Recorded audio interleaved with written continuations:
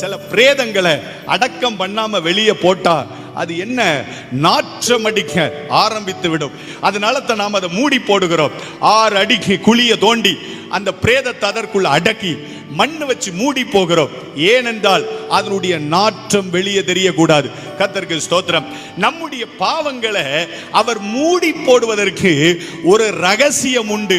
ஏனென்றால் அவர் மறந்து விட்டது மாத்திரமல்ல, இந்த உலகத்தில் இருக்கிற எந்த மனுஷனும் இனி அந்த பாவத்தை பார்க்க கூடாது. பயங்கர குடிகாரனா இருந்திருப்பான். கர்த்தருக்கு ஸ்தோத்திரம். ஒரு காலத்துல பயங்கர குடிகாரனா சாக்கடைக்குள்ள வாழ்ந்திருப்பான். ஸ்தோத்திரம். ஒரு காலத்துல ஸ்தோத்திரம். ஆனா கிறிஸ்துவின் அன்பை அறிந்து கொண்ட பிற்பாடு ஸ்தோத்திரம் வாழ்க்கை மாறி இருக்கும். ஸ்தோத்திரம்.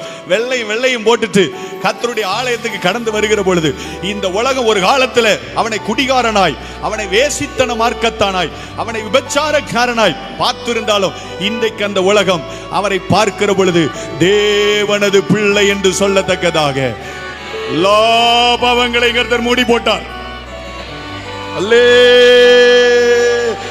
நாம தேவனது பிள்ளை என்று அழைக்கப்படுகிறதுனாலே பிதாவானவர் நமக்கு மேலே பாராட்டின அன்பு எவ்வளவு பெரியதென்று பாருங்கள். சபையே, நம்ம எல்லாம் இந்த உலக தேவனது பிள்ளை அப்படின்னு சொல்லுதுன்னா அது அன்பு. ஏன்? அந்த அன்பினாலே அவர் நமது பாவங்களை எல்லாம் மூடி போட்டார்.